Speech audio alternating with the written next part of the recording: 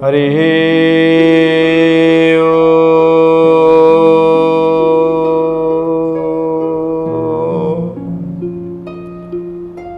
ओम नमो भगवते वासुदेवाय।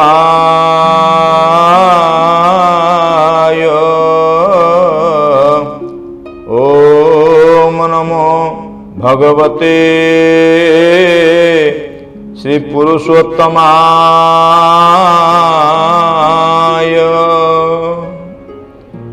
ओम विष्णु भास्वत कीटांगद बलगला कल्पहारो दरांघ्रि सोणी भूषा सवक्षो मणिमकर महा कुंडला मंडितांगम हस्तोदचक्र शंखांबुजगदमलम पीतकौसेयभासं विद्युतद्भास दिनकर सदृशं विश्वमीशं नमामि। विश्वमीशं नमामि। नीलाद्रिनाथं जगतामधीशं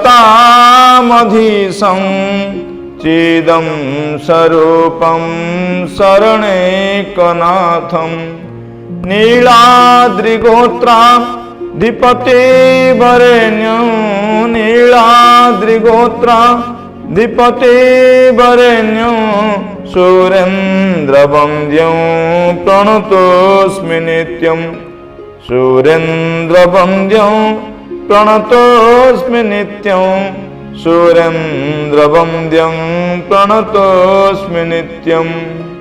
संसारदावा नळलीढलोके त्राणाय कारुण्यघना घनत्वं प्राप्तस्य कल्याण गुणार्णवस्य वन्दे गुरुश्री चरणारविन्दं वन्दे गुरुश्री चरणारविन्दं। मन्नाथ श्री जगन्नाथ मद्गुरु श्री जगद्गुरु मदात्मा सर्वभूतात्मा तस्मै श्री गुरुवे नमः। श्रीमन सच्चिदानंद चिद्घन शरण शरण सर्व कारण कारण चिन्मय विग्रह परम पुरुषोत्तम अनादि अनंत निर्मल निष्क्रिय शांत जगदीश्वर जगदाधार श्री जगन्नाथंकर अभय पाद पंकजरे अधमर अनंत कोटि दंडवत। समवेत समस्त सुधि सज्जन वृंद अमीय कथा गाथा को आपण मान निकट उपस्थापन करुछु तीर्थक्षेत्र चैनल माध्यम भक्तवत्सल भगवान कार्यक्रम भगवानकर जो लीलामय कथा ता भितरे भक्तंकर जो भक्तिभाव हेतु भगवान अंतरंग होइथिबा भक्तिमान भक्त मानकर जो चरित्र से चरित्र संबलित जो ग्रंथ रामदास द्वारा रचित ग्रंथ दाढ़ता भक्ति रसामृत से रसामृत को पान करंतु। तेणु ये रसामृत को पान करुथिबा अगणित श्रोता बंधु दर्शक बंधु मानंकु एई अधमर अनंत कोटि दंडवत। सिया राममय सब जग जानी करो प्रणाम जोरी जुग पाण। जय जगन्नाथ। आमे पूर्व पूर्व अध्याय रे भगवान अमीय कथा को शुणुथिले प्रभु को लीला को शुणुथिले। प्रभु सदा बेले आपण मान जानिथिबे जेतेबेले भगवान शंख चक्र गदा पद्म धारण करंती आमे कहू शंखर ना अछि पद्मर गदार ना अच्छी चक्रर ना भी अच्छी किंतु पद्मर ना समस्ते खोजी बुलंती। भगवान का शंखर ना होची पंचजन्य शंख कौमुदी गदा सुदर्शन चक्र आ जो पद्मटी धरिछंती भगवान को से पद्मर ना लीला कमल। लीला पद्म को भगवान धारण करी जगत को परिचालित करुछंती भगवान। तेणु ये जो लीलामय पुरुष लीला कमल को धारण करी जगत को परिचालना करुछंती जगतर समस्त भक्त अभक्त समस्त को से निजर कार्य व्यवस्था द्वारा निजको आयतीभूत निजर आयतीभूत करिछंती से भगवान सदाबेले भक्तों को परीक्षा करती बोली मु पूर्वर अनेक थर कही। आज जेतेबेले जड़े निश्चय हो जाए जेतेबेले तार समस्त साहा भरोसा जहाँ से करि थाए सेतले हरेई बसे सेतले से भगवान की स्मरण करे। मु कहिछि पूर्वरु अनेक थर आपण मान देखिबे संसार भितर बापा माँ भाई बंधु समस्त को नहीं आम संसार करू आमे भाबू जे ये संसार करिछे ए संसार प्रत्येक व्यक्ति मु जहाँ को स्त्री करी आनिछि से मते शेष समय रे सहाय्य करिवो। मु जो पुओ को जन्म करिछि से पुओ मोर शेष समय रे सहाय्य करिवो। मो पुओ मोर दुख को बुझिवो। मो पुओ मोर सेवा करिवो। किंतु बंधु को आपण देखंतु बंधु को सहाय्य करथिबे बंधु को भाबिबे जे बयस जेतले अतिक्रांत हबो जड़ अवस्था आसीबो जरा अवस्था आसीबो सेतेबेले से बंधु टिके सहाय्य करिवो। केही सहाय्य करिवेनी केही सहाय्य करिवेनी केवल भगवान ही सहाय्य करिवे। तेणु भगवान अनंत कोटि ब्रह्मांड नायक से ही सहाय्य करिवे। न सोदर न जनको जननी न जाया नैवात्मज न च कुलं विपुलं बलम्बा सन्दृश्यते न किल कोऽपि सहायको मे तस्मात् त्वमेव शरणं मम दीन बंधु। समस्त पाखरे थिबे केही सहायक हेबेनि। आमे सेतेबेले देखिबे अनेक भागवत रे अजामिल प्रसंग अछि। अजामिल प्रसंग रे भगवानकर नाम देइथिले शेष पुओ ना नारायण अजामिल जने पापी शेष समय रे भगवान को ना देइथिबा पुओ को डाकिले रे नारायण मते रक्षा करे मते बारी कष्ट होउची मते कष्ट होउची। एक कथा कहि देला परे तार प्राण जाइथिला। आज्ञा जेतले प्राण पळै गेला सेठी दुईटी दल आरंभ कले परस्पर भितर कंदल। ये जीवात्मा को बा तार जो आत्मा को किए नब जमलोकर जो दूत माने जमदूत मान नेबे ना विष्णु दूत मान नेबे।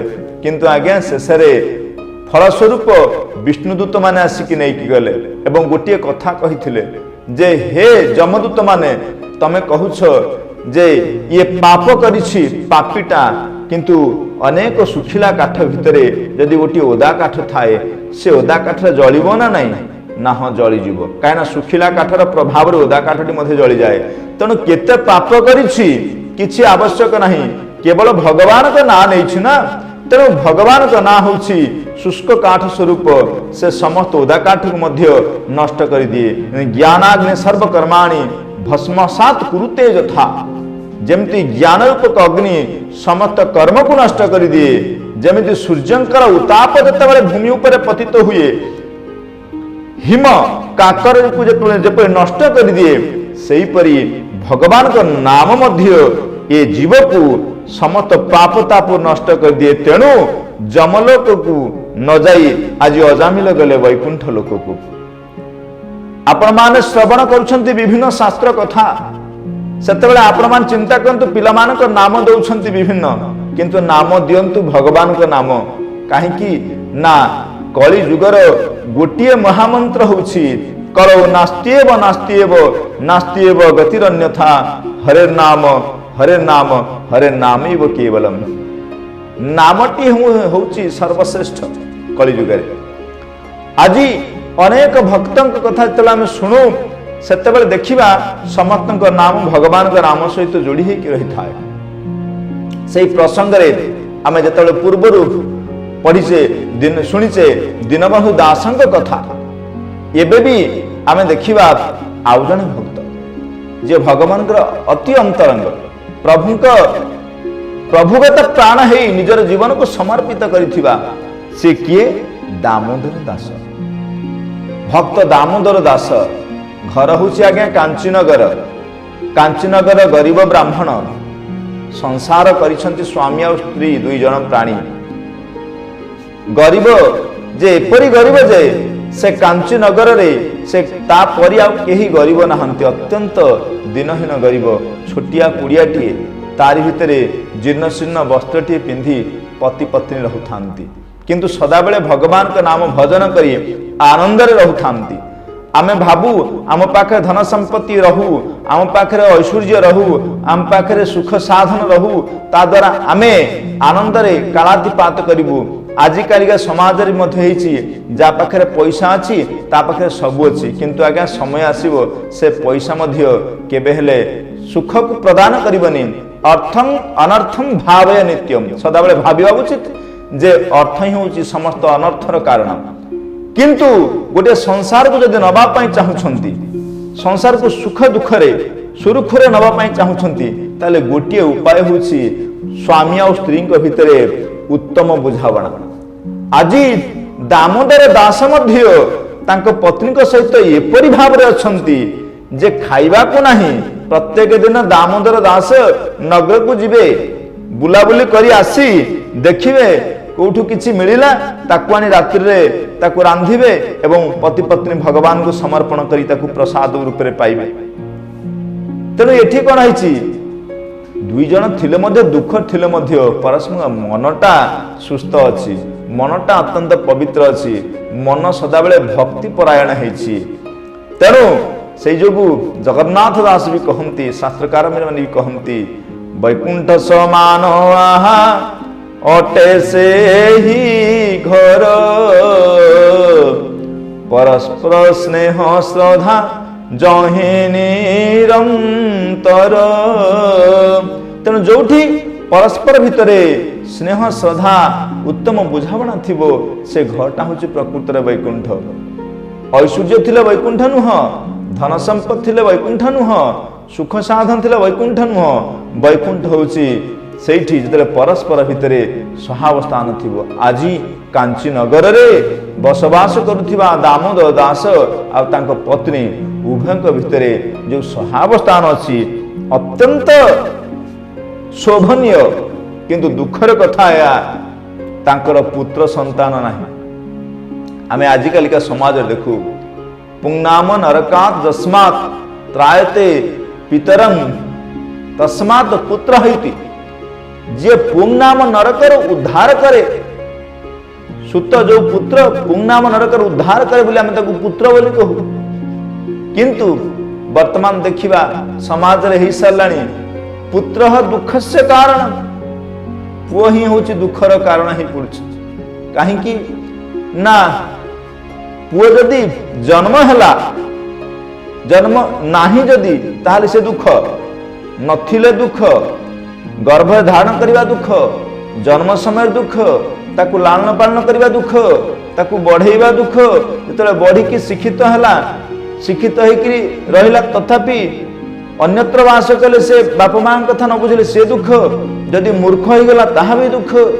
तेणु पुत्र दुखस्य कारण बोध हुए यह ही थिला दामोदर दासन को भगवान कर कृपा जे भगवान पुत्र टिए देई नथिले। तेणु पुत्र दुहिता तार नाही भिक्षा मागिण से बंचई अति दरिद्र ता जीवन नाही ता बाड़ी वृत्तिमान गोविंद गोविंद गोविंद पदु गलुची मकरंद बोले भक्त वत्सल भगवान की। तेणु एमिति गरीब जे तार किछि ना भिक्षा मागिन बंचु थाए संसार रे जेते देहधारी अछंती सबुठारु यदि श्रेष्ठ भिकारी थाए से होची ब्राह्मण। गोटे कथा आज्ञा कहिबी आजिकालिका समाज रे दुईटी कथा हमें देखू हरिजन दलित इत्यादि शब्द तले प्रयोग करू आमे भाबू जे जो माने जाति रे ब्राह्मण क्षत्रिय वैश्य शूद्र जेम चारोटी वर्ण व्यवस्था कराई शूद्र वर्णर व्यक्ति को आमे जदि से उपमा दो वास्तव ताहा ठीक नुह।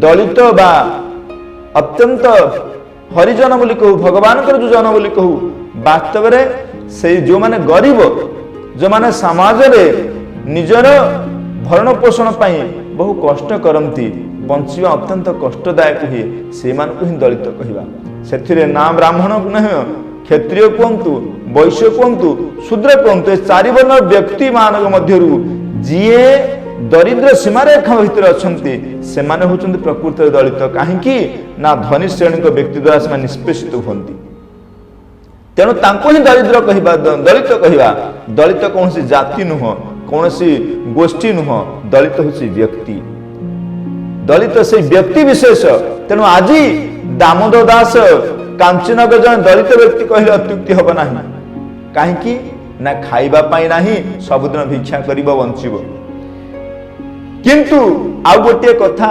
यद्यपि अत्यंत गरीब थाए तथापि तार गोटे मन भीतर थाए भगवान को भजन करुए श्री कृष्ण गोविंद हरे मुरारे हे नाथ नारायण वासुदेव तेणु सदाबेले यही नाम को रटन करी करी तार जीवन को अतिवाहित करुए एवं सदाबेले भाबुए जे केही जदि मो पाखे नाहंती भगवान अछंती तेणु भगवान जदि कृपा हो आज्ञा दुईटा लाभ हम भगवान चाहिए मुक्ति देदेवे भगवान चाहिए धन संपद भी देदेवे तेणु भगवान ठारे शरणापन्न हुओ सदाबेले दुख नथिबो दुख सुख ये चक्र भलिया परिवर्तित होउछंती प्रवर्तित होउछंती दुखानि च सुखानि च चक्रार पंक्तिरीव तेणु चक्र पंक्ति भलिया जेम चक्र गिरिगिरी बुलुची सेमती दुख पर सुख सुख पर दुख एमती गिरिगिरी बुलुची आज दामोदर दास भगवान सही संसार भितर चक्रमय संसार भितर निजको एपरी करिसंती सकाळ उठंती प्रभात कालीन स्नान सूर्य उदय पूर्व स्नान करवा उचित आमे सदाबेले स्नान जतबेले करू आमे करू कण ना सूर्य उदय पर आमे स्नान करू आम स्नान 8टा 9टा 10टा केतबेले 12टा भी हो जाए किंतु सूर्य उदय पूर्वर अर्थात ब्राह्म मुहूर्त स्नान करंतु देखिए देह के असुस्थ हबनी आमे जेहेतु समय सारणी को परिवर्तन कर देछे तेणु अनेक रोग को आमे ग्रहण करुछे किंतु एते दरिद्रता भितर थिले मध्य सुस्थ जीवन यापन करुथिले दामोदर दास एवं प्रभात उठी स्नान करी संध्या वंदन करी द्वादश तिलक धारण कर सारा पर भगवान विष्णु को अर्चना करती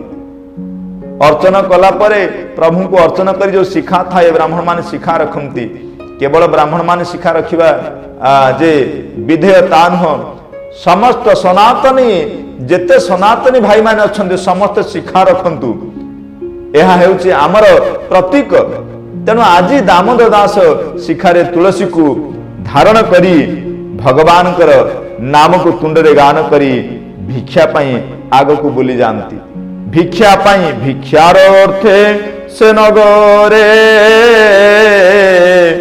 बुली मागई द्वारे द्वारे एमते बुले 10 दिसे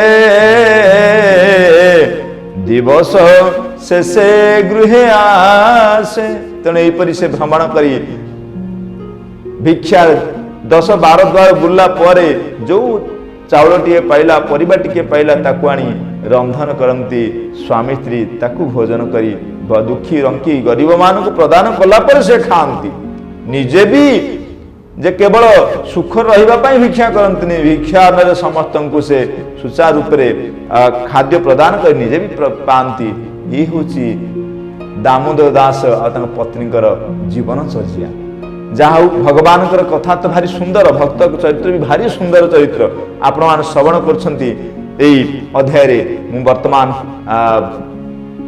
विरति नौछि आगामी अध्याय आगामी भाग में आपण माने या पठार श्रवण करिवे भक्त दामोदर दास चरित्र। जय जगन्नाथ।